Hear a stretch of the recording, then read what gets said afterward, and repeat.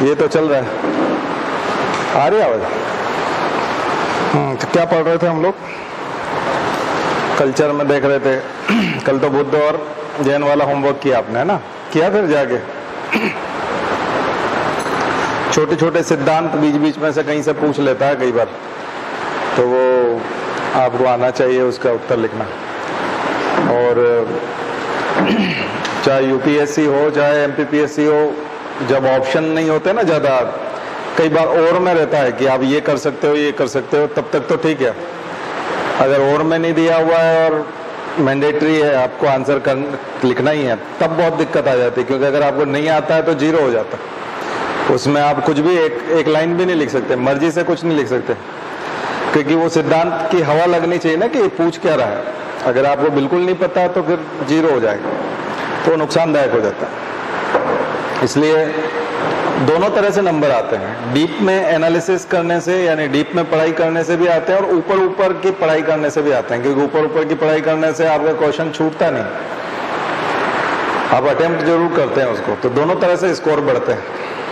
ठीक है, तो एक तो ऐसे प्रश्न जैसे कि अष्टांगिक मार्ग है, तो इसको तो डीप में करना है, लेकिन कोई प्रश्न ऐसा जैसे अणुव्रत बताइए, तो अणुव्रत को डीप में ना पढ़े तो भी कम से कम पता होना चाहिए कि अणुव्रत होता क्या है। तो एक इंट्रोडक्टरी होगा तो भी चलेगा, और एक का डीप एनालिसिस चले, दोनों का। और खास करके फोर्थ पेपर के लिए जो काम का है, देखिए भारत में किसी भी एडमिनिस्ट्रेटर की पर्सनालिटी बनाने का जो सोर्स है, वो बहुत बड़ा सोर्स कल्चर है, क्योंकि उसके बिना पर्सनालिटी नहीं बन सकती। आप कहेंगे कि आप इंजीनियरिंग से पर्सनालिटी बना लीजिए, केवल डॉक्टर बन के पर्सनालिटी बना लीजिए, थोड़ा सा दिक्कत आएगी। कल्चर बहुत बड़ा पार्ट है, कल्चर की स्टडी बहुत बड़ा पार्ट है, क्योंकि ये जब नहीं होता है तो फिर दिक्कत आती है। और खास करके जो मोदी टाइप रिजीम है, या अब जो बीजेपी की सरकारें आती जा रही हैं दिनों दिन, जो धर्म के आधार पर चुनावी राजनीति करेंगी, तब और ज्यादा दिक्कत आती है, क्योंकि आपको उनका रिप्रेजेंटेटिव बनना पड़ता है कई जगह पर, उसको निभाना पड़ता है। तो आपको वो प्रेजेंटेशन करना आना चाहिए, और कम से कम उसके बारे में पता हो, नहीं तो जहां जूते पहन के नहीं जाना वहां जूते पहन के चले जाओगे तो सस्पेंड हो जाओगे। तो चीजें पता होनी चाहिए आपको, तो डिमांड है। दूसरी चीज है कि जैसे नवरात्रि में सलकनपुर में मेला लगता है, तो आपको उसका इंपॉर्टेंस समझ में आना चाहिए कि नवरात्रि का मेला बड़ा इंपॉर्टेंट होता है, भीड़ आएगी। नहीं तो आप अंदाजा, मेला लग के कितने लोग आ जाएंगे। कई बार आदमी सोचता है कि मैं जब भी जाता हूँ 40-50 लोग रहते हैं सलकनपुर में, तो उस दिन 400-500 हो जाएंगे, और क्या हो जाएगा, या 2000 हो जाएंगे।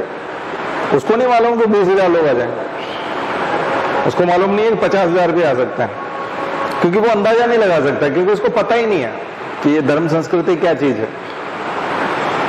तो जब उसको अंदाजा नहीं होता है तो फिर वो नुकसान करा बैठता है, और उस दिन फिर वो व्यवस्था करता है 2000 की, आते 20,000 है, और वो फिर सस्पेंड होता है। ठीक है, इसलिए वो धर्म संस्कृति वाला जो है आपके व्यक्तित्व का बहुत बड़ा हिस्सा है, तो इसको समझने की कोशिश कीजिए, है ना। और धर्म संस्कृति में कहाँ से आप लोग करेंगे, तो विचारकों के लेवल पे सबसे ज्यादा।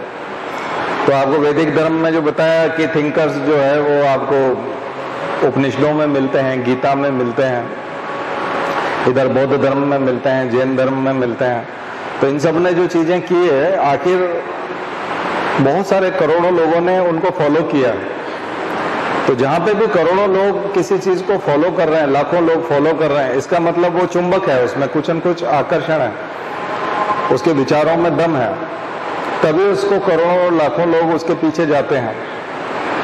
तो लाखों करोड़ों लोग जब भी कभी किसी के पीछे पड़ते हैं, तो उस विचारधारा को सुनने की, समझने की कोशिश करना चाहिए। उससे फिर आपके व्यक्तित्व का निर्माण होगा, क्योंकि वही बात आप रख सकते हैं। ठीक है ना। इसलिए आपके सिलेबस में बहुत कम, जैसे बहुत ही संक्षिप्त है, जैसे चारवाक है, तो उसको आप छोड़ सकते हो, उसका पता होना चाहिए कि क्या है, लेकिन बहुत डीप में जाने की जरूरत नहीं है। चारवाक के ऊपर कोई 4-5 पेज पढ़ने की जरूरत नहीं है। लेकिन जिस विचारधारा ने प्रभावित किया, महावीर ने किया, तो 8-10 पेज पढ़ना पड़ेंगे। बुद्ध के ऊपर 8-10 पेज प्रभावित है ना। बाद में सबसे ज्यादा मॉडर्न हिस्ट्री में गांधी ने प्रभावित किया, तो गांधी के ऊपर पढ़ना पड़ेगा। किसी के कहने से नहीं होता कि ये उतना अच्छा नहीं है, ये उतना दमदार नहीं है, ऐसा नहीं, किसी के बोलने से नहीं होता। ठीक है, वाकई में दम कहाँ है, क्योंकि लाखों करोड़ों लोग फॉलो कर रहे हैं, इसका मतलब उसमें दम है, किसी के कहने मात्र से नहीं होता।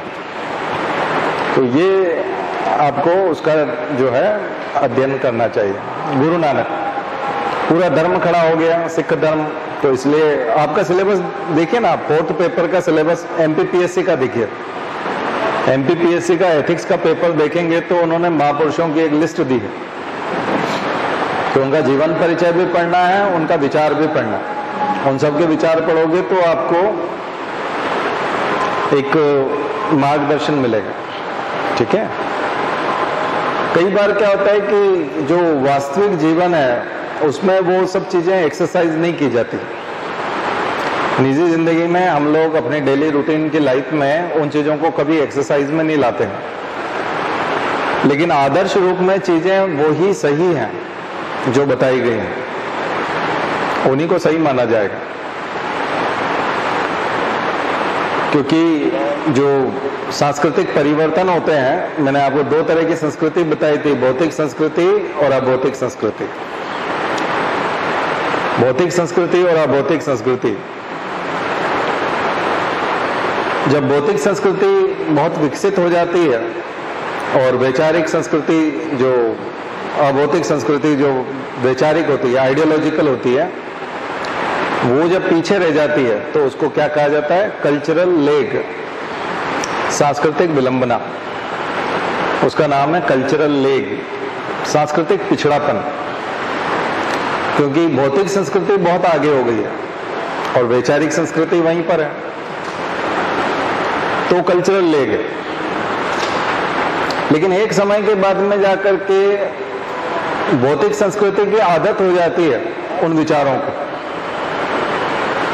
और विचार आगे बढ़ते हैं, धीरे धीरे आगे बढ़ते हैं और समाज में परिवर्तन आता है। जैसे हम इंडस्ट्रियल रिवॉल्यूशन का जो ये 4था चरण है, 4th इंडस्ट्रियल रिवॉल्यूशन की बात करें तो 4th इंडस्ट्रियल रिवॉल्यूशन के लिए अभी भारतीय समाज उतना तैयार नहीं था। इंडियन सोसाइटी अभी उतनी तैयार नहीं थी, क्योंकि बहुत सारे लोग ऐसे थे जिनको मोबाइल चलाना नहीं आता था, स्मार्टफोन यूज करना नहीं आता था। जब एटीएम आए थे आज से 20-25 साल पहले, जब बहुत कॉमन हो गए थे, सब शहरों में आ गए थे, तब ढेरों लोग ऐसे थे, पढ़े लिखे भी, यानी टीचर जो थे, उनको भी एटीएम से पैसा निकालना नहीं आता था। जो स्कूल में पढ़ा रहे हैं, यहाँ तक कि इंग्लिश पढ़ा रहे हैं, उनको भी, मतलब उनको सीखना पड़ रहा था। उनको लग रहा था कि ये बहुत कठिन काम है। तो धीरे धीरे 100-150 साल बाद तो कई बार जीन्स में आने लगती है चीजें, यानी कि अगली पीढ़ी को वो जल्दी सीखने में आता है। यानी एक पीढ़ी पहले दादाजी को सीखने में 10 दिन लगे थे, उसके पिता को 4 दिन लगे थे, उसके बेटे को 1 ही दिन लगा। तो ये चीज है। आपने एक और नाम सुना होगा इवोल्यूशन में, इकोलॉजी में, इंडस्ट्रियल मिलेनिज्म। इंडस्ट्रियल मिलेनिज्म का एक एग्जांपल है एडेप्टेशन का। इंडस्ट्रियल मिलेनिज्म में जो मौत है, एक कीड़ा है, तितली। वो जो तितली है, वो जब इंडस्ट्रियल रिवॉल्यूशन नहीं हुआ था तब पेड़ पौधों का, पत्तियों का रंग जो था वो हरा था, क्योंकि पॉल्यूशन नहीं था। पॉल्यूशन नहीं होने से पेड़ पौधे हरे रंग के थे, तो मौत का कलर, तितली का जो कलर है, वो जो मौत होते थे उनका कलर हरा होता था, because of मिलेनिज्म, because of mimicry. तो वो मिमिक्री करते थे उस कलर की, और ये एडाप्टेशन था। ये उसके साथ जिंदा रहने के लिए, सर्वाइवल के लिए वो एक एडाप्टेशन था। तो नेचर ने उसको सिलेक्ट कर रखा था, उसको बोलते हैं हम लोग नेचुरल सिलेक्शन। नेचर ने सिलेक्ट किया था कि तुम जिंदा रहोगे, क्योंकि जो पक्षी उड़ते थे उनको वो मौत दिखते नहीं थे, क्योंकि हरे रंग की पत्तियों में वो छुप जाते थे, तो उनकी संख्या बनी रहती थी। लेकिन इंडस्ट्रियल रिवॉल्यूशन हुआ तो यूरोप में खास करके तो बहुत सारे उद्योग लगे, उनमें से धुआं निकला और पेड़ पौधों की पत्तियां जो थी वो मटमैली हो गई और थोड़ी सी ग्रे और इस टाइप की हो गई, अब हरी नहीं रही, और मौत का कलर तो हरा था, तो पक्षी आते थे और मौत को खा जाते थे। तो कम से कम 50 साल लगे उनको अपना कलर चेंज करने में, और उन्होंने अपना कलर पत्तियों जैसा कर लिया, जो पॉल्यूशन की वजह से डार्क हो गया था वैसा बना लिया उन्होंने। इसको बोलते हैं इंडस्ट्रियल मिलेनिज्म, औद्योगिक अतिकृष्णता। इसका मतलब एनिमल्स ने भी उस डार्क एटमॉस्फेयर में रहना सीख लिया था, मिमिक्री करना सीख लिया था। तो एक जनरेशन 2 जनरेशन के बाद उसके जीन्स में चला गया ना वो। अब नए बच्चे जितने भी पैदा हो रहे थे वो उसी कलर के पैदा हो रहे थे। तो कभी कभी वैचारिक और अभौतिक संस्कृति जब आती है तो वो लड़खड़ाती है, वो चल नहीं पाती, फिजिकल के साथ चल नहीं पाती। भौतिक संस्कृति के मटेरियल कल्चर के साथ में आइडियोलॉजिकल कल्चर चल नहीं पाता, तो लड़खड़ाता है। उसी को बोलते हैं कल्चरल लेग, सांस्कृतिक विलंबना। समाज नहीं चल पाता, कल्चर नहीं चल पाता, क्योंकि टेक्नोलॉजी तो बहुत हेवी आ गई है, लोगों की मानसिकता तो भी वही है पुराने जमाने वाली।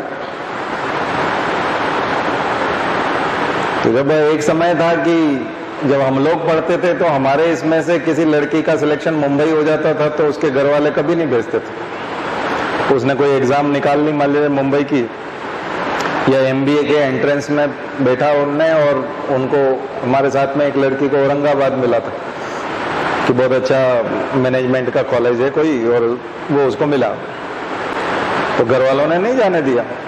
95 से लेकर के 2005 तक लगभग ऐसे ही माहौल था।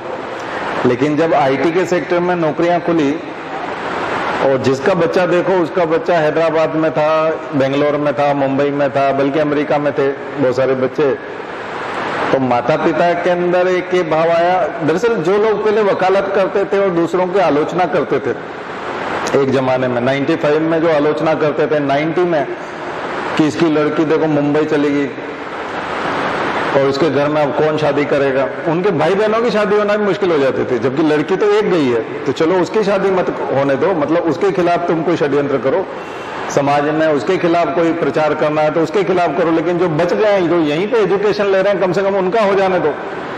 लेकिन उनके खिलाफ भी एक प्रचार चलता था कि अब इसका घर मतलब बिल्कुल खत्म हो गया, इसकी लड़की वहां चली गई है, इसकी लड़की वहां चली गई है। हमारे समय में जब हम ग्रेजुएशन कर रहे थे तब ऐसा ही माहौल था, मतलब स्कूल कॉलेज जो आपके नजदीक है और जो आपके शहर में है उसमें पढ़ लो, बस ज्यादा से ज्यादा उसमें पढ़ लो। लेकिन जब हम पढ़ाने वाले फील्ड में आए, जब हम एजुकेशन में हम खुद आए, तब जमाना बदल गया।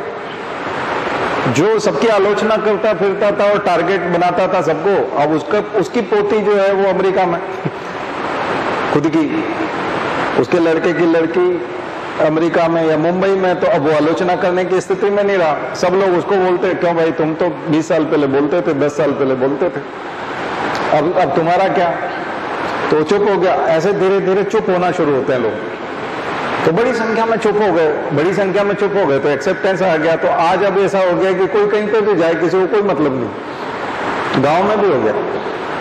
तो ये कल्चर डेवलप होने में 25 साल लग गए पूरी तरह से एक्सेप्टेंस आने में।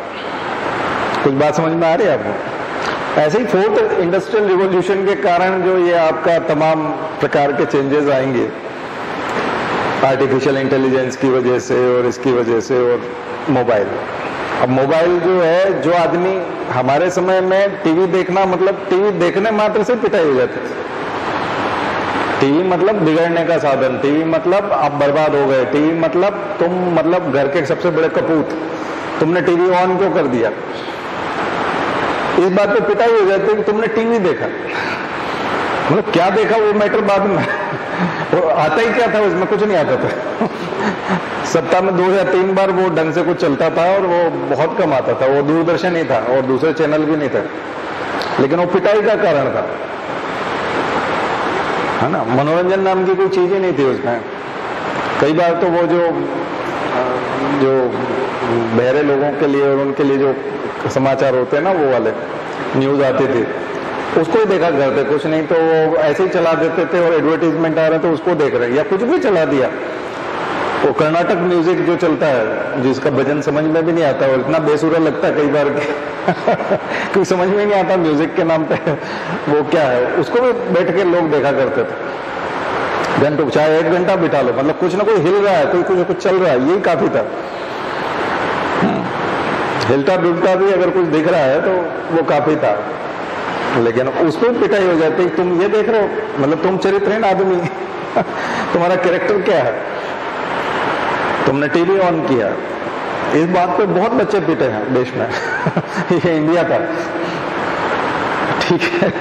और अब उसके पास, खुद के पास मोबाइल है और पूरी दुनिया है और तमाम प्रकार के चैनल है और जबरदस्त फ्रीडम है, और वो अकेला व्यक्ति है और वो कमरे में बंद है और उसके ऊपर कोई प्रतिबंध नहीं है।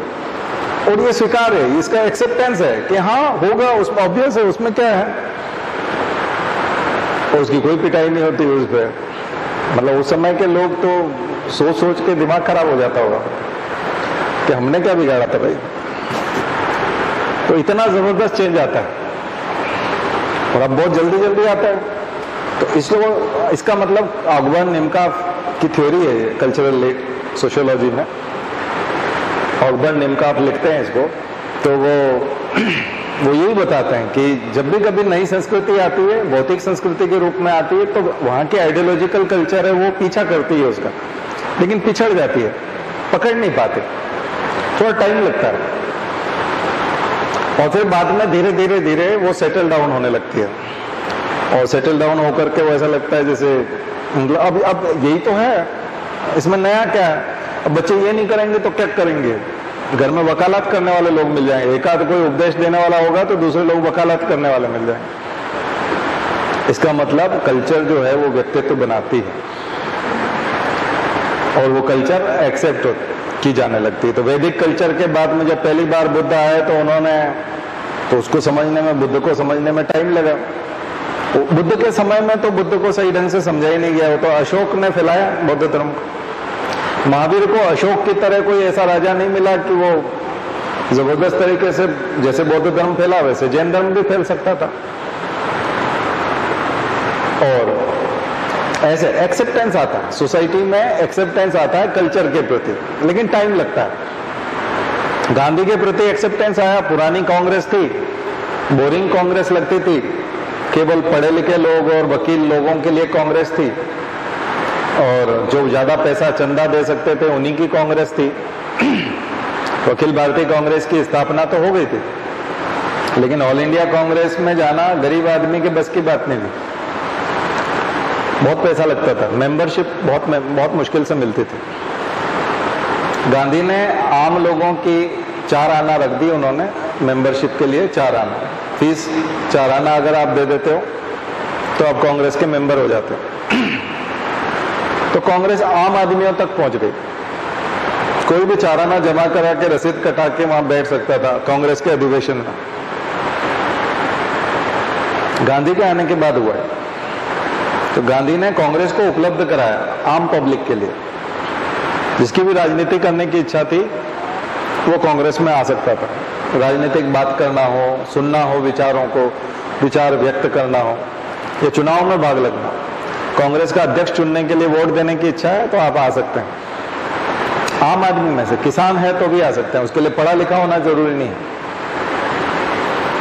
तो ये जो परिवर्तन है, ऐसे परिवर्तन जब आते हैं तो बड़े चेंज आते हैं। और उसके बाद जो आपने राजनीति देखी कि एक के बाद एक आंदोलन हुए और आम लोग आंदोलनों में कूद गए। गांधी से पहले आंदोलन इस प्रकार के नहीं होते थे,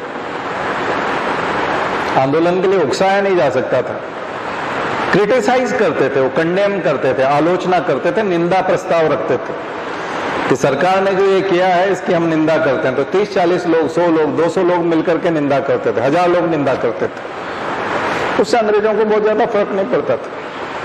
गांधी के आने के बाद उन्होंने आम आदमी को जोड़ दिया कि हम सब लोग मिलकर के असहयोग करेंगे, अंग्रेज परेशान हो जाएंगे। आम जनता जुड़ गई थी, इसलिए गांधी बहुत इंपॉर्टेंट हो जाता है। आम आदमी जो कभी राजनीति में भाग नहीं लेता था, उसको लगता था कि मैं भी इसमें पार्टिसिपेट कर सकता हूं, मेरा भी रोल है। तो ये जो परिवर्तन आते हैं कल्चर में इस प्रकार का, ये भी एक कल्चरल चेंज था। राजनीति को कल्चर बनाना, देश को कल्चर बनाना। और चरखा बहुत सस्ता होता था, हर गांव में चरखा काटने वाले लोग थे, पर वो एक निश्चित जाति वाले, कपड़ा बनाने वाले जुलाहे लोग चरखा काटते थे। गांधी ने कहा कि जिसके पास पैसा है वो तो कपड़ा खरीद लेगा, लेकिन उससे अंग्रेज मजबूत होंगे क्योंकि उनका मार्केट चलेगा, उनके पास इनकम होगी। तो हम उनको मजबूत क्यों बनाएं, हमारा कपड़ा हम खुद बनाएंगे। इसलिए चरखा संस्कृति बना, चरखे को कल्चर बनाया गया। चरखा काटना जो है, कई लोग बोलते हैं चरखे से आजादी आई, तो फिर अभी आप क्यों बोलते हो कि चीन का सामान मत खरीदो, क्योंकि चीन ज्यादा मजबूत होगा तो वो भारत पे आक्रमण करेगा, वो ज्यादा सैनिकों को तनख्वाह दे पाएगा, तो भारत के ज्यादा सीमाओं को असुरक्षित कर पाएगा वो। इसीलिए हम चीन की ताकत कम करना चाहते हैं। तो कई लोग सोशल मीडिया पर लिखते हैं ना, चरखे से आजादी नहीं आई थी, ये फालतू बात है। अरे भाई, तो अभी भी तो आत्मनिर्भर भारत की बात करते हैं हम लोग कि हम आत्मनिर्भर भारत बनेंगे और अपनी आवश्यकताओं की पूर्ति हम भारत में करेंगे, ताकि हमको दुनिया में इंपोर्ट ना करना पड़े। तो चरखा भी तो इंपोर्ट को रोकने के लिए आत्मनिर्भर भारत ही था, और क्या था। अंग्रेजों की ताकत कम करने के लिए क्या करेंगे, तो चरखा कल्चर बना। और चरखा इतना वो नहीं था कि केवल पैसे वाले लोग ही चरखे का प्रयोग कर सकते हैं या उस सिंबल को यूज कर सकते हैं, आम आदमी भी कर सकता था। छोटे छोटे लोग चरखे को खरीद सकते थे, चला सकते थे।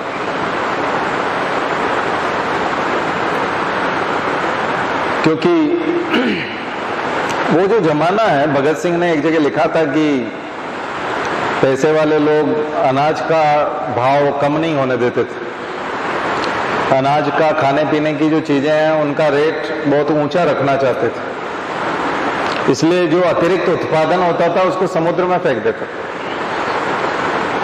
अतिरिक्त उत्पादन को समुद्र में फेंक देते थे ताकि कीमतें बढ़ी हुई रहें, क्योंकि स्कार्सिटी रहेगी और कमी रहेगी तो कीमत ज्यादा रखी जा सकेगी। ऐसे में चरखा चलाना,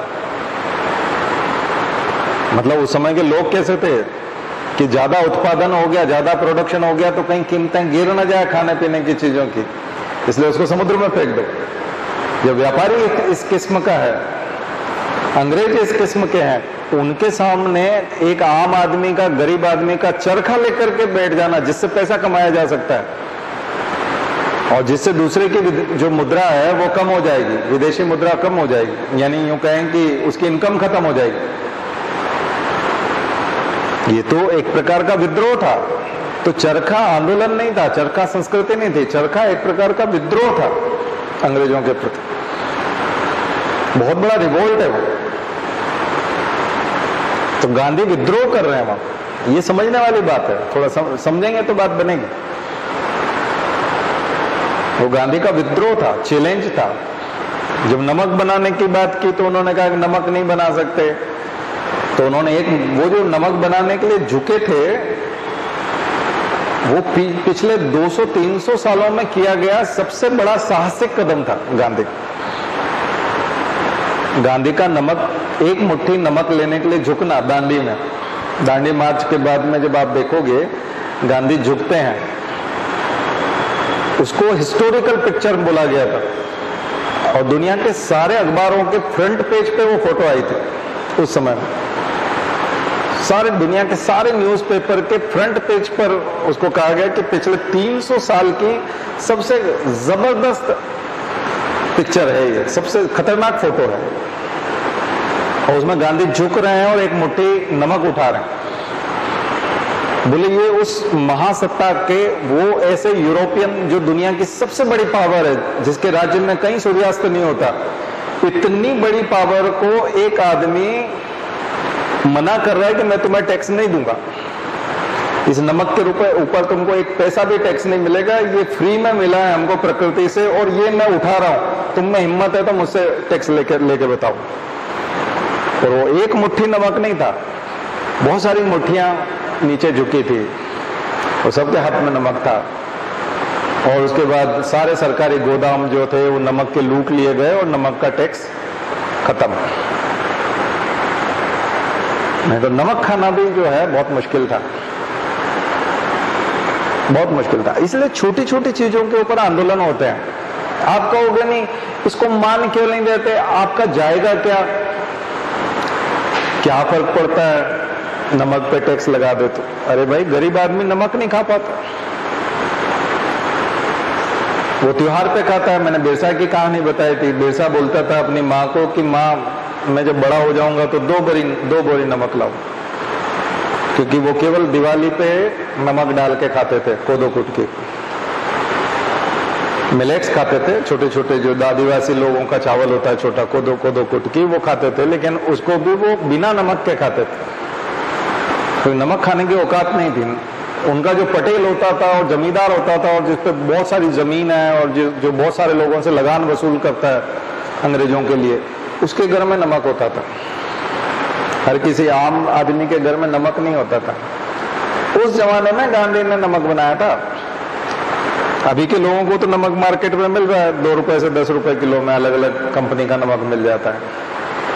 तो उनको अंदाजा नहीं है अभी कि नमक क्या चीज है। नमक बड़ी दुर्लभ चीज थी, नमक के साथ स्वाद बढ़ जाता था खाने का, और बिना नमक के गरीब आदमी खाता था, उसकी हिम्मत नहीं थी नमक खरीदने की। अमीरी का रॉयल एक तरह का वो था।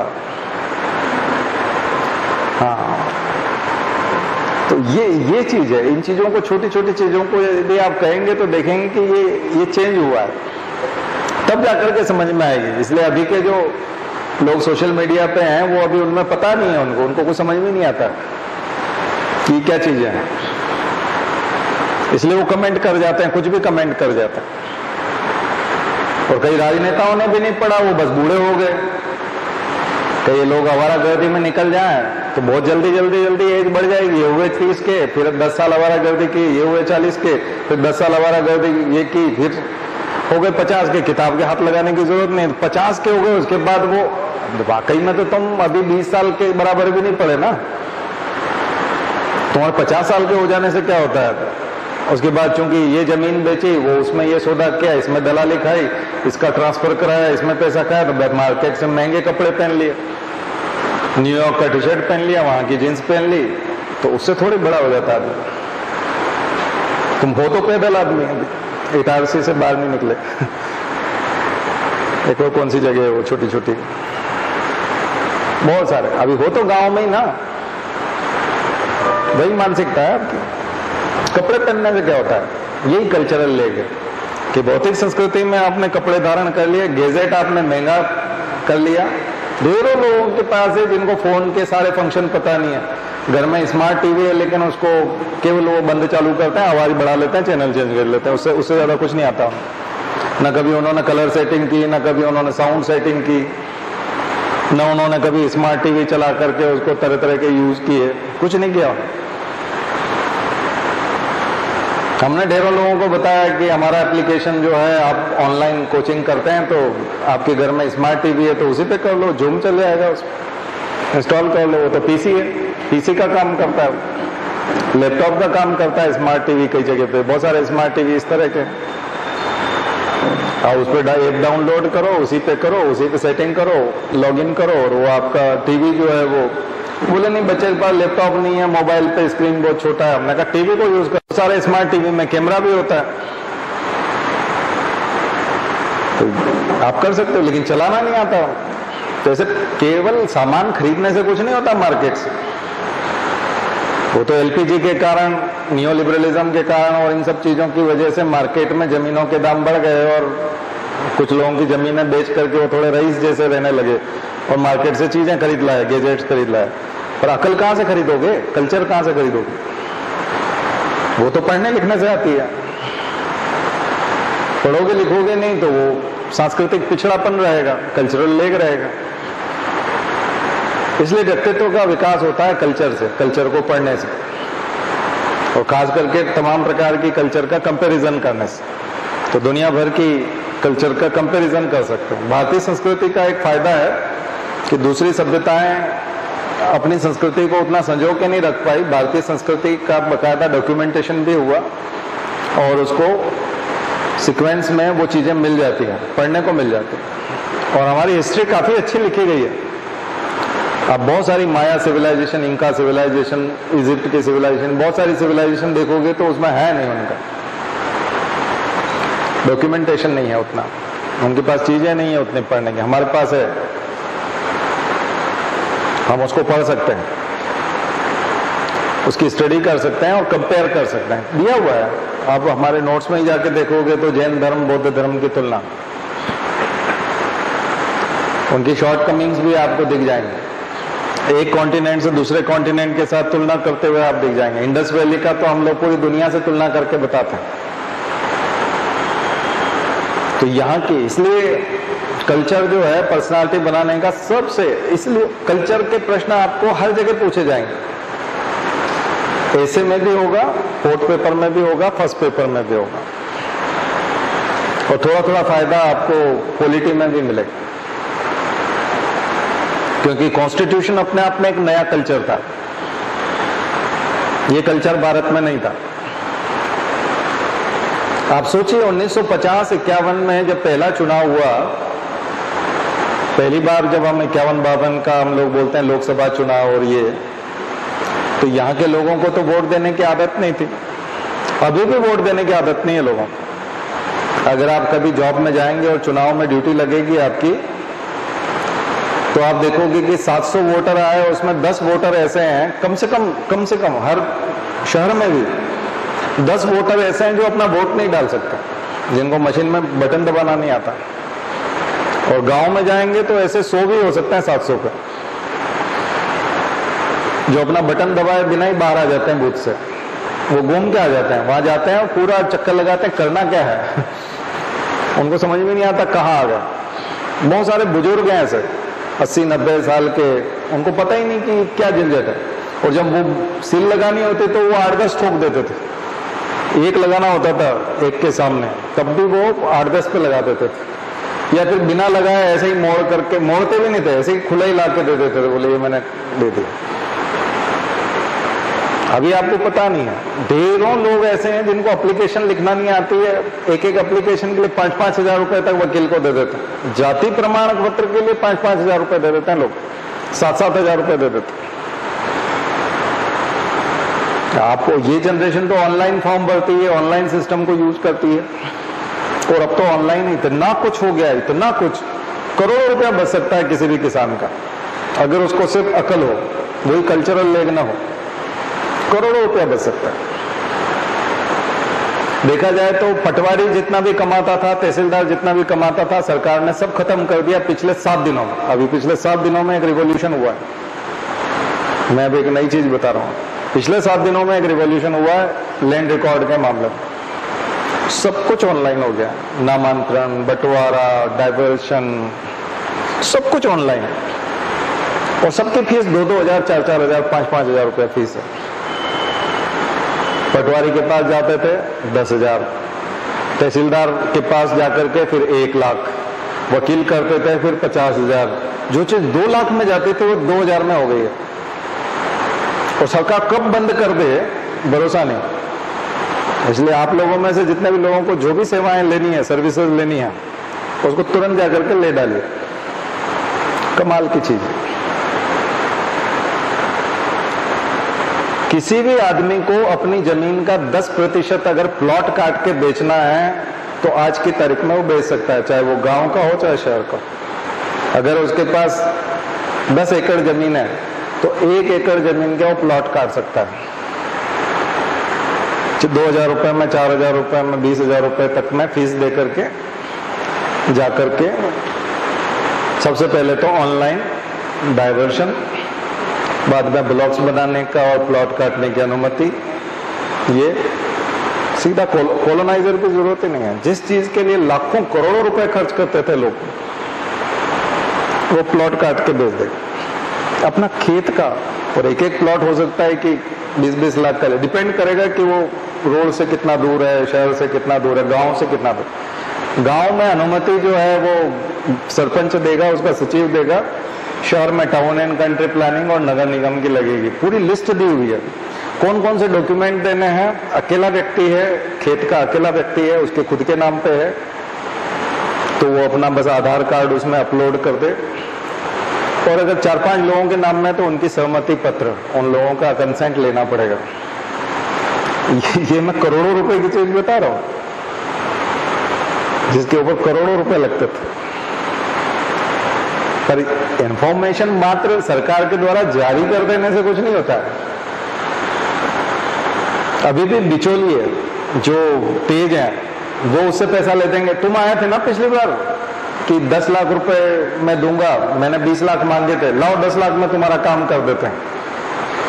तो वो 20 मांग रहा था, तो उसने मना कर दिया, मैं 10 ही दे सकता हूं। अब वो पहुंच जाएगा वहां, क्योंकि यहाँ 2000 रुपए में काम हो जाएगा। अब उससे लेगा वो 10 लाख, और यहाँ कंप्यूटर पे बैठेगा, 2 लाख में 2000 रुपए में काम करेगा और उसको पकड़ा देगा, ये लो हो गया तुम्हारा। तो जो काम 20 लाख में होता था, वो 2000 रुपए में। इंफॉर्मेशन होना चाहिए, आपको पता होना चाहिए क्या है। इंफॉर्मेशन का जमाना है। केवल गेजेट्स आ जाने से कुछ नहीं होता, उसका यूज क्या कर रहे हो आप। आपके पिताजी घूम रहे हैं 20-20 लाख में इधर उधर डील करते फिर रहे हैं, और आप मोबाइल लेकर के घूम रहे हो। यही तो कल्चरल ले गया, इंफॉर्मेशन का बैकवर्डनेस है। आप अपने पिताजी को कहेंगे, पिताजी वो कहाँ घूम रहे हो उसमें, लाओ मैं दिखाता हूँ आपको, ये इधर आओ, आपका आधार कार्ड का फोटो खिंचाओ, ये देखो यहाँ रखो आधार कार्ड, ये खिंचाओ, ये आपके अकाउंट में इंटरनेट बैंकिंग है, तो ये आपका एमपी ऑनलाइन पे ये कट गया 2000 रुपया, ये रसीद आ गई, उसको उनको व्हाट्सएप कर दिया, इसको संभाल कर रखो, 3 दिन बाद जाकर के वहां प्लॉट काट देना। कमाल, 20 लाख मांग रहा है, तहसीलदार ये बोल रहा है, पटवारी ये बोल रहा है, वो चक्कर लगवा रहा है, वहां ये हो रहा है, सब खत्म। पर इंफॉर्मेशन होनी चाहिए। इस प्रदेश में कम से कम 5000 तहसीलदार, नायब तहसीलदार होंगे। मैं जो बता रहा हूं मात्र 100 को पता है, ठीक है। अभी उस चीज को मात्र 100 लोग जानते हैं। इस लेवल पे, जिस लेवल पे मैं आपको इन्फॉर्म कर रहा हूं, इस लेवल पे जितने लोग जानते हैं 100 मात्र, इतने एडवांस इंफॉर्मेशन है। पर यही मैं आपको बता रहा था कि चीजें बहुत सिंपल हो सकती हैं, बस समझ और अंडरस्टैंडिंग। पढ़ाई का जो अप्लाइड फॉर्म है वो बिल्कुल डिफरेंट है, लोग नहीं कर पाते। लोग वोट ही नहीं दे सकते। मुझे खुद को जब मैं पोलिंग वो वाला बना था प्रिसाइडिंग ऑफिसर, तब 70-80 वोट का डिफरेंस आ जाता था। 70-80 लोग वोट डाल के ही नहीं गए, जबकि सिग्नेचर करके चले गए। तो फिर वो खुद जाकर के डालना पड़ता है, क्योंकि वो बैलेंस करना पड़ता है। पहले तो आप बता देते थे कि ये वैलिड नहीं है, क्योंकि उसमें किसी में सील नहीं पड़ती थी। जिसमें सील नहीं लगी है, किसी ने डबल सील लगा दी है, किसी ने ठीक से मोड़ा नहीं है, वोट फाड़ दिया है, तो सब रिजेक्ट हो जाते थे वोट। अब तो मशीन में तो वोट रिजेक्ट होता नहीं है। मशीन में या तो वोट डलता है या फिर नहीं डलता, और वो सिग्नेचर करके चला गया, मतलब वो वोट डालने आया था और उसने वोट जारी किया। उसके बाद वहां पे बटन दबना था, पर बटन उसने दबाया नहीं, वो तो ऐसे ही चला गया। अब वो वहाँ टोटल नंबर ऑफ जो वोटर्स थे, जो इनकमिंग में जब जाते हैं, और वहां पर जो एकदम से जो सिग्नेचर होता है, वहां तो उसने अंगूठा या सिग्नेचर लगाया हुआ है। तो जब उसके साथ मैच करते हैं तो पता चलता है कि 738 जा रहा है और वोट डले हैं 650, तो 88 वोट का, तो फिर उसको जारी करवाते थे। अब ये वो सब पूरे इंडिया में यही करते हैं प्रिसाइडिंग ऑफिसर। उसको कहते हैं एक वोट जारी करो, फिर वो बटन दबा आता है, एक बार और जारी करो, बार बार वो मशीन पी पी बोलता है। तो एजेंट होते हैं, वो बोलते भी हैं कि सर ये क्या हो रहा है, बोला हम चेक कर रहे हैं। इतने में वो 70 वोट डाल देता है, उसके मर्जी के कैंडिडेट को डाल सकता है, वो 70 वोट डाल देगा। 20-20 का तो लगभग सभी जगह डिफरेंस आता है। बहुत ज्यादा रूरल एरिया होता है जहां लोगों को नहीं आता, वहां 70-70 का डिफरेंस हो जाता है। बहुत बुरी हालत है। तो पूरे अंदाज से चल रहा है देश, बहुत मोटे अंदाज से। ऐसे थोड़ी है कोई ये बहुत गंभीर या बहुत ही मतलब बिल्कुल एकदम नियमों से चल रहा है और बिल्कुल एकदम बिल्कुल सही है, बिल्कुल ऐसा नहीं है, बहुत ही उथला है। ठीक है, इसलिए जिसके पास इंफॉर्मेशन है उसके पास पैसा है, जिसके पास इंफॉर्मेशन है वो पावरफुल है। अब ऐसे में आप अपेक्षा करेंगे कि जनता ये कर देगी वो कर देगी, कुछ नहीं कर पाएगी। जनता के पास कुछ समझ ही नहीं है, बेसिक समझ ही नहीं है। अधिकारियों में समझ नहीं है, जो अधिकारी बन गए उनमें नहीं है, नेताओं में तो बिल्कुल भी नहीं है। ऐसे में आपको समझदार बनना है और समाज को चलाना। तो आप लोग समाज को चलाते हैं, प्रशासनिक लोग चलाते हैं, लेकिन उनमें भी जो लोग पढ़ते हैं वो लोग चला पाते हैं। ठीक है, इसलिए आप बहुत महत्वपूर्ण काम को करने जा रहे हैं। मुझे लगता है कि कल्चर के विभिन्न हिस्सों को जिन्होंने समाज को बदला, देश को बदला, पूरी दुनिया को बदला, उन हिस्सों को जरूर अपनी जिंदगी में पढ़िए और उन हिस्सों के बारे में ज्यादा पढ़िए, क्योंकि उन्होंने बहुत प्रभाव डाला और युगों से चली आ रही, हजारों सालों से, सैकड़ों सालों से जो चली आ रही परंपराओं को एकदम तहस नहस कर दिया था, बदल दिया था उन्होंने। तो सामान्य घटनाएं नहीं थी, बड़ा परिवर्तन वाली घटनाएं थी और वही परीक्षा में प्रीलिम्स में पूछी जाती है ऑब्जेक्टिव के तौर पे। तो इम्पोर्टेंट भी आपको समझ में आ जाएगा कि ये इम्पोर्टेंट हिस्सा है। इसीलिए तो आपको बुद्ध और महावीर बदला रहे थे, क्योंकि जो सोया हुआ समाज था उसको जगजो रहा था, जगाया था कि उठो, क्या है, कहाँ हो तुम, कहाँ लगे हुए, जगा दिया था। गांधी ने आके जगाया था। ये क्या कांग्रेस, मतलब क्या दादा भाई नौरोजी और बस ये 8-10 लोग ये देश को आजाद कराएंगे? ये तो अंग्रेजों के दोस्त हैं, इंग्लिश बोलते हैं, हिंदी बोलने वाले कहाँ गए, गुजराती बोलने वाले कहाँ है, मराठी बोलने वाले कहाँ है?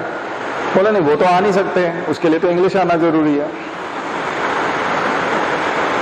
तो पहले कांग्रेस के लिए इंग्लिश आना बहुत जरूरी थी, कांग्रेस के लिए वकील होना बहुत जरूरी था, कांग्रेस के लिए मुंबई में पैदा होना बहुत जरूरी था। उसकी कांग्रेस की मेंबरशिप जो है, तो ये तो रिवॉल्यूशन था ना, क्रांति थी। तो गांधी की अहमियत ऐसे समझ में थोड़ी आएगी। वो तुलना करते हैं सुभाष चंद्र बोस के साथ, वो तुलना कर, सुभाष चंद्र बोस उस समय पढ़ रहे थे, देखा जाए, ये आईसीएस छोड़ करके आने का विचार कर रहे थे। गांधी के हिसाब से देश चल रहा था, गांधी को लोग फॉलो करने लगे थे। इसलिए सुभाष चंद्र बोस जो है उनको बहुत श्रद्धा के भाव से देखते थे, गांधी को। पटेल के साथ, नेहरू के साथ, गांधी के साथ, सुभाष बोस के साथ गांधी की तुलना नहीं हो सकती। गांधी बना बनाया नेता आया था अफ्रीका से। गांधी ने भारत में कुछ नहीं सीखा, उसने अफ्रीका में जो सीखा वो भारत में दोहराया, भारत में सिखाया उसने। वो अपनी पूरी प्रैक्टिस वहां करके आए थे अफ्रीका में। यहां आए थे तो वो एक परफेक्ट पॉलिटिशियन थे, परफेक्शन के साथ आए थे और फॉलो करवाने के लिए आए थे कि मेरे एक्सपेरिमेंट में जो मैं वहां करके आया हूं ये तुमको यहां फॉलो करना है, क्योंकि ये परफेक्ट है और इनको फॉलो करो, क्योंकि इससे सफलता मिलती है। लोगों में शंका थी कि गांधी जी ये काम करेगा। अरे हमने कर रखा है भाई, वहां कर रखा है सब, ये काम करता है, करो तो सही। यहाँ के लोग पिछड़े हुए थे, वो आदमी कमाल कर चुका था और एक बार नहीं कई बार कर चुका था। कई बार उसने अपने प्रयोगों को टेस्ट करके फाइनली, तो अफ्रीका उनकी प्रयोगशाला थी गांधी की, और भारत में परफेक्ट गांधी था। तभी तो नेल्सन मंडेला बोलते थे, आपने हमको मोहनदास दिया था, हमने आपको महात्मा गांधी दिया। नेल्सन मंडेला जो राष्ट्रपति भी बने थे वो बोलते थे, आपने हमको मोहनदास दिया और हमने आपको महात्मा गांधी दिया। आपने हमको गांधी दिया, हमने आपको महात्मा गांधी दिया, महात्मा बना के दिया उसको, महान आत्मा। इसलिए तो सुभाष चंद्र बोस अपने यहाँ आजाद हिंद फौज जब बनाते हैं INA, तो गांधी ब्रिगेड रखते हैं। एक ब्रिगेड का नाम गांधी ब्रिगेड, एक का नाम नेहरू ब्रिगेड। तो उनका श्रद्धा भाव देखो नेताओं के प्रति, ये कोई कंपल्शन थोड़ी था, ये उनकी श्रद्धा थी, क्योंकि वो जानते थे ये पृष्ठभूमि है हमारे आजादी के कल्चर की। तो गांधीयन कल्चर आया था, गांधीवादी संस्कृति आई थी, और संस्कृति सभी को लेके चलने वाली संस्कृति थी, एक साथ सब समग्रता में। इसलिए गांधी के आने से पहले कोई भी अखिल भारतीय नेता नहीं था इस देश का। गांधी पहले अखिल भारतीय नेता थे, जिनको पूरे देश ने एक साथ। गांधी ने विभाजन नहीं किया था, गांधी ने तो एक सूत्र में पिरोया था इस देश को। गांधी से पहले कोई एक नेता हो जिसका नाम बताओ तो जिसको पूरा देश मानता हो। क्षेत्र मानते थे, किसी को पंजाब मानता था, किसी को महाराष्ट्र मानता था। तिलक मराठियों के नेता थे, भारत के नेता नहीं थे। कोई मुंबई के लोगों के नेता थे। अभी आपके यहाँ पार्षदों के चुनाव हो रहे हैं, प्रचार हो रहे हैं, तो वो कोई पूरे भोपाल के नेता नहीं है, मध्य प्रदेश के नेता नहीं है। शिवराज सिंह पूरे मध्य प्रदेश के नेता है, लेकिन आपका पार्षद आपके वार्ड का नेता है। ऐसे छोटे छोटे नेता थे। गांधी अखिल भारतीय नेता थे, फर्स्ट,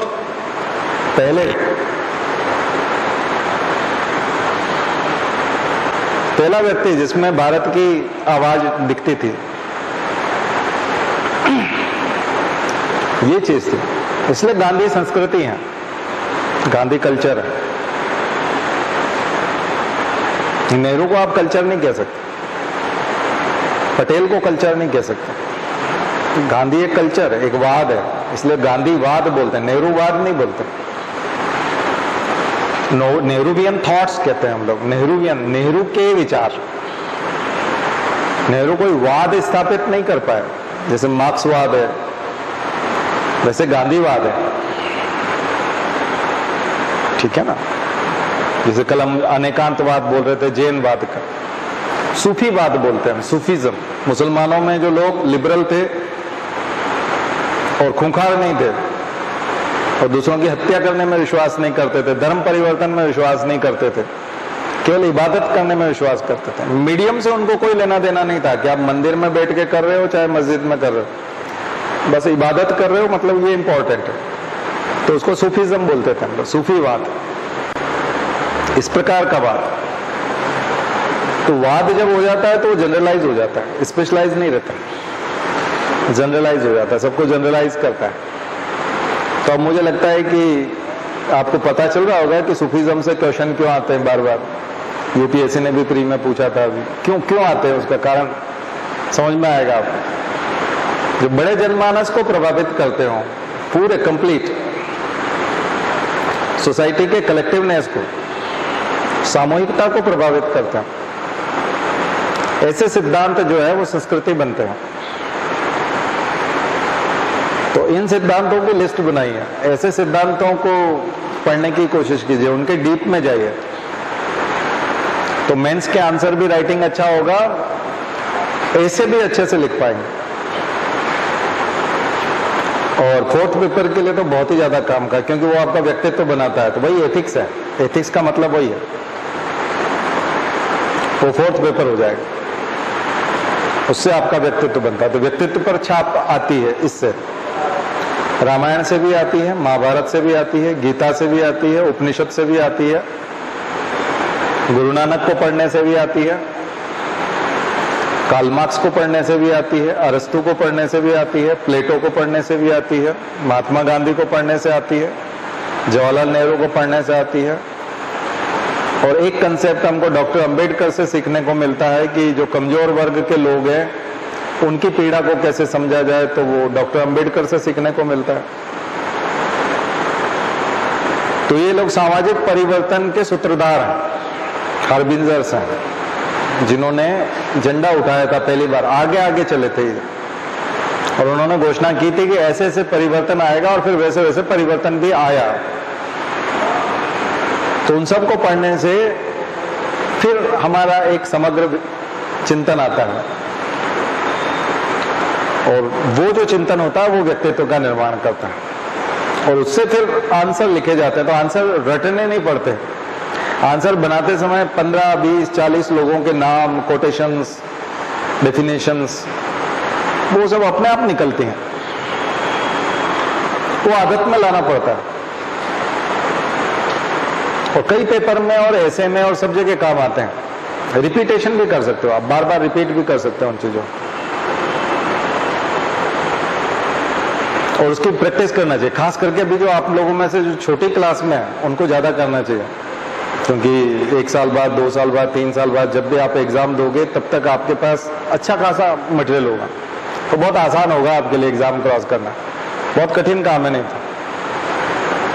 और जिनको 1 ही साल में, 2 साल में करना है उनको फिर ये बैलेंस करना पड़ेगा कि कितना इसको पढ़ें, कितना इसको पढ़ें, क्योंकि ये जो मैं बता रहा हूँ वो फील्ड बड़ा इंटरेस्टिंग है, उसमें आप डूबते जाओगे तो फिर वो इंटरेस्ट आता जाता है, तो उसको थोड़ा सा बैलेंस करना पड़ेगा कि आप फैक्चुअल वाला पार्ट भी पढ़ते जाओ, ये इंटरेस्टिंग वाला ये भी पढ़ते जाओ।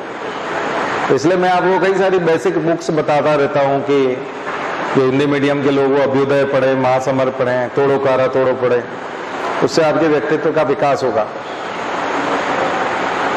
आपको चीजें समझ में आने लग जाएंगी। एक एक राइटर और एक एक नॉवल, एक एक बुक्स के साथ में एक बहाना रहता है वो कि इनकी बात हो रही है, विवेकानंद की बात हो रही है, गांधी की बात हो रही है, नेहरू की बात हो रही है, या फिर वो एक बहाना रहता है उस, बल्कि आपका निर्माण होता है, उसके बहाने से आपका निर्माण होता है।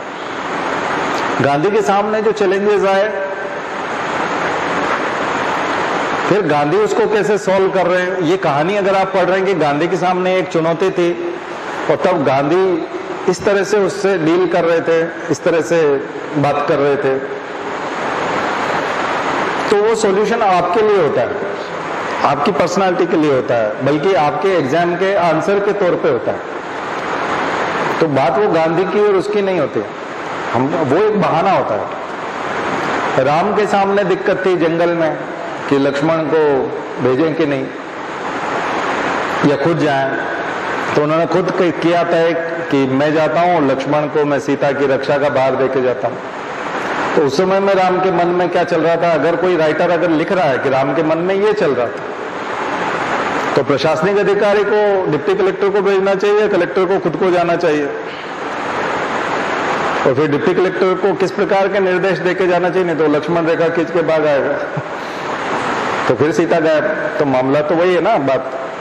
तो आपको ऑफिस से खुद निकलना है, दंगा हो गया है, या फिर एसपी को बोल के डिप्टी कलेक्टर को भेजना है, एसडीएम को, कि तुम चले जाओ। यह दंगा जो है वो ठीक वैसे ही राम को जैसे भ्रम में डालने के लिए किया गया था कि ताकि सीता का हरण हो जाए आसानी से, राम को वहां से निकालना बहुत जरूरी है। तो केवल लक्ष्मण का वहां रहने से वो चिंतित नहीं था क्या? नहीं, वो लक्ष्मण के रहने से भी चिंतित था, यानी दूसरा भी पावरफुल था, इसलिए फिर उसको भी भगाया षड्यंत्र पूर्वक। और तब जब सीता अकेली रह गई तब उसने जाकर के उसका अपहरण किया। तो ये जो घटना है, ये जब लिखता है कोई राइटर, तब मन की बातों को लिखता है कि उस समय राम के मन में ये चल रहा था, उस समय लक्ष्मण के मन में ये चल रहा था, लेकिन सीता ने ऐसा कहा। ये आपके सॉल्यूशंस बनते हैं और इसके आपकी पर्सनालिटी में अंतर आता है।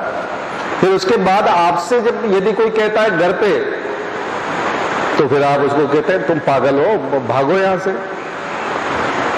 ये होता है, ये स्टाइल आने लगती है, क्योंकि आपने पढ़ा है, नहीं तो आप चक्कर में आने लगते हो, और फिर जब नुकसान होता है तब समझ में आता है, झटके लगने के बाद समझ में आता है। ये अंतर आता है। तो पर्सनालिटी चेंज होती है, परफेक्शन आता है जिंदगी में, परफेक्शन आने लगता है। तो पढ़ने से आता है, दूसरों की गलतियां, दूसरों के परफेक्शन को देख करके भी परफेक्शन आता है कि हमारे परिवार के लोग ही इस व्यक्ति से बहुत इंप्रेस हैं, तो आखिर इसमें ऐसा क्या है, तो उसको देख करके भी हमारे अंदर परिवर्तन आता है। ज्यादा सीखते हैं हम लोग। किताबें जो कोर्स वाला जो मटेरियल है, जैसे कि आप मॉडर्न हिस्ट्री पढ़ रहे हैं, उससे आप उतनी चीजें नहीं सीखते, जीवन परिचय से ज्यादा सीखते हैं। इसलिए किसी व्यक्ति से मिलकर के आते हैं, उसके बाद बड़े परिवर्तन आते हैं। और डीडी बसु पढ़ लिया या सुभाष कश्यप का हमारा संविधान पढ़ लिया या लक्ष्मीकांत पढ़ लिया तो उतनी समझ नहीं आती है। और किसी से मिल के आते हैं तो उसके बाद बहुत बड़ा परिवर्तन आता है। तो ऐसा क्यों परिवर्तन आता है? वो अपने आचरण से सिखाता है, वो अपने आचरण से सिखाता है। मैंने एक ट्रेन में एक व्यक्ति को देखा, उसके पिता जो थे वो बहुत बातूनी थे और वो शांत रहता था, लेकिन पिता बहुत बातूनी थे।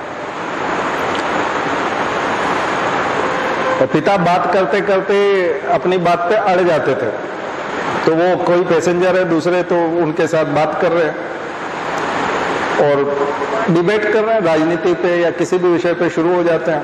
उसके बाद जब सामने वाला नहीं मानता तो बोलता बाबूजी ऐसा नहीं है, मतलब वो जिद करने लगता है। तो वो लड़का उठ के आता, पिताजी कह रहे हैं ना तो मान जाओ, बस बात खत्म।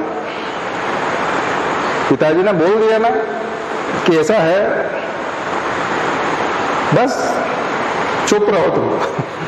हमने कहा कमाल है, इसके पिता आम पैसेंजर से बात कर रहे हैं, लेकिन उसकी पितृभक्ति इतनी खतरनाक थी इतनी खतरनाक थी कि उसके पिता के प्रति उसको थोड़ा सा भी कोई ऊंची आवाज में बात करे, यूं बोले बाबूजी ऐसा नहीं है, आप नहीं जानते हो, मतलब अभी आपको अभी इसके बारे में पता नहीं है, बात दरअसल ऐसी है, ऐसा अगर कोई समझाना चाहे तो वो उसको स्वीकार नहीं है। अच्छा, वो बात क्या थी, मैटर क्या था, उसमें पिता सही थे या नहीं थे, या वो सामने वाला सही है, उससे उसको कोई लेना देना नहीं है। उसको ये था कि मेरे पिता से ऊंची आवाज में कैसे बात की।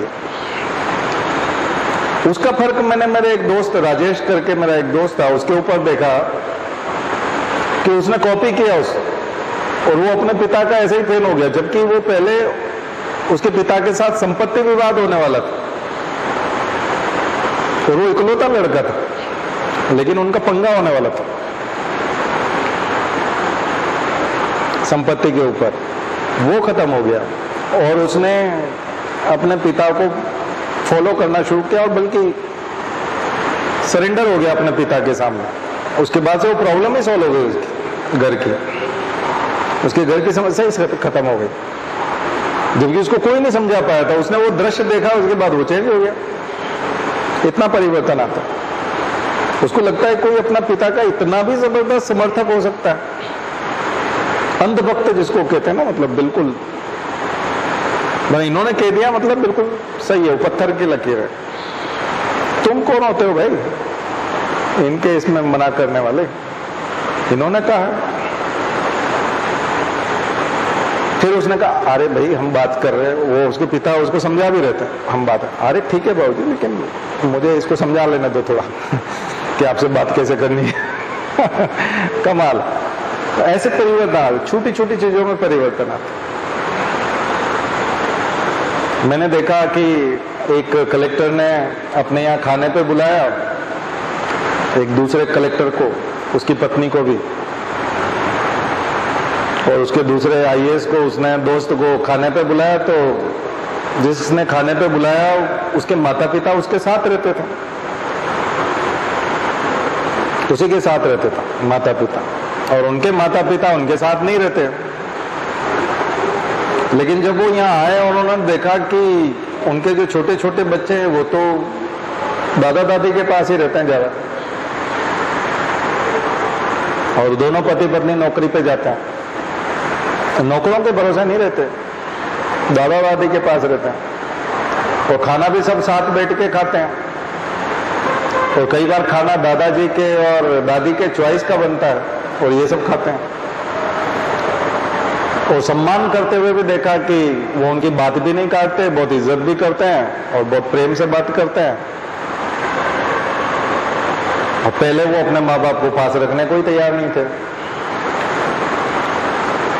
उन्होंने घर जाते ही दोनों माँ बाप, उसके कलेक्टर के माँ बाप से बात की, घर जाके दोनों ने बात की,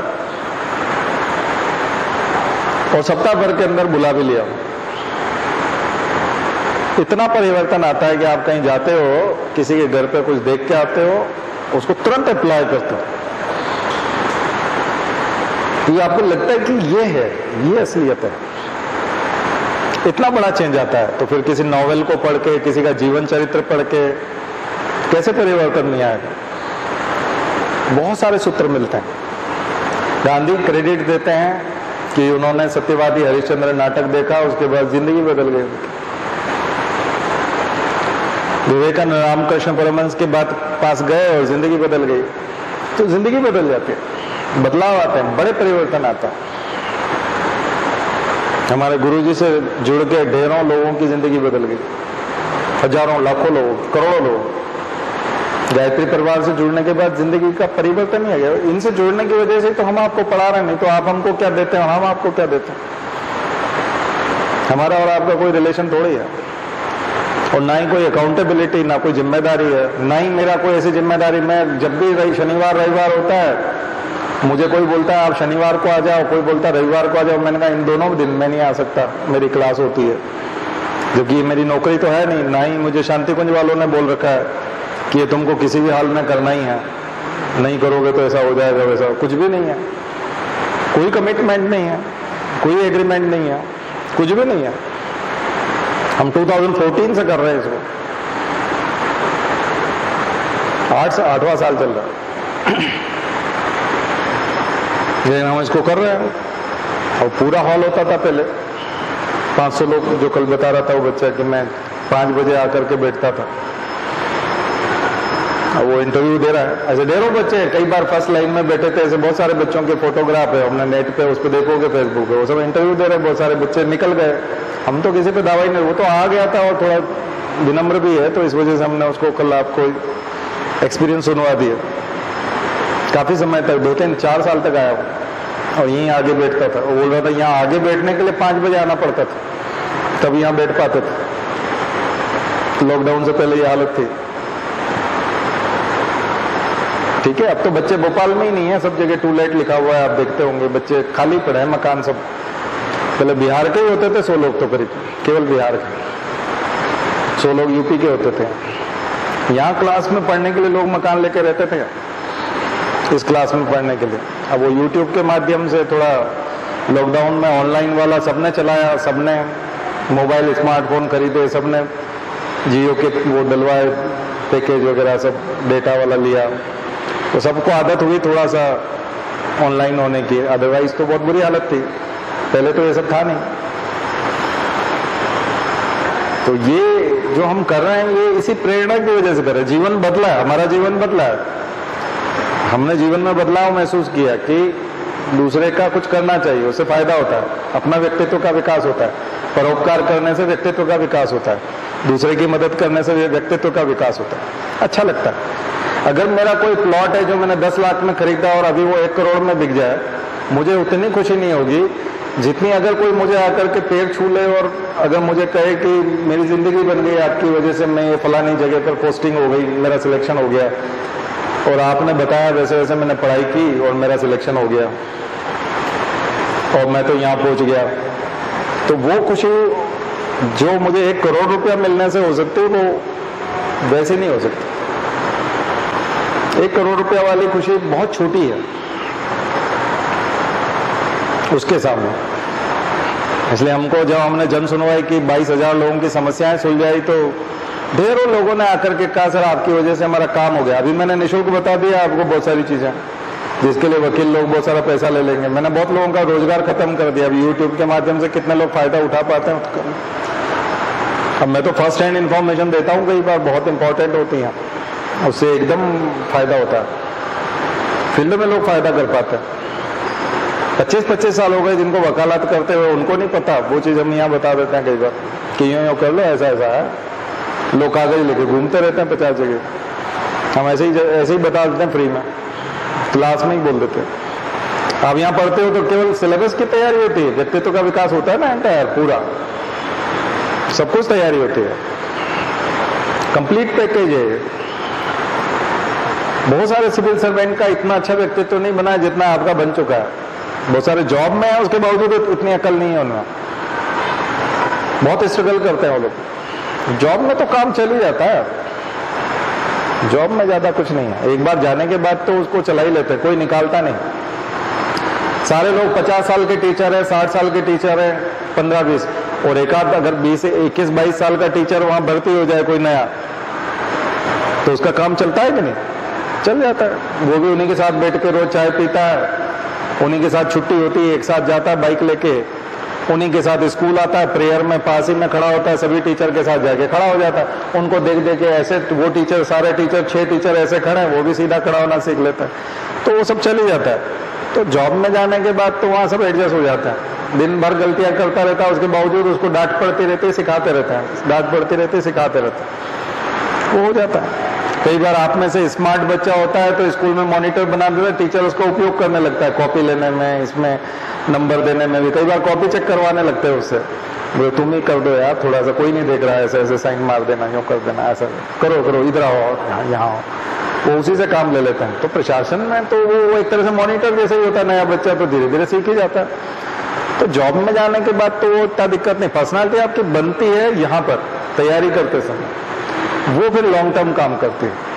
तब आप सिखाने वालों में रहते हो, सीखने वालों में रहता हो, वो व्यक्तित्व काम आता है, और फिर अटेम्प्ट की संख्या भी कम हो जाती है। नहीं तो वो ज्यादा अटेम्प्ट में करेगा, आप कम अटेम्प्ट में सिलेक्ट कर जाओगे। ये है। तो मुझे लगता है दोनों तरफ से तैयारी करोगे, व्यक्तित्व के विकास के साथ साथ भी और सिलेबस के साथ साथ, ठीक है ना? तो ये कल्चर बहुत अच्छे से कर पाएगा। चलिए आज की बात यहीं समाप्त करते हैं।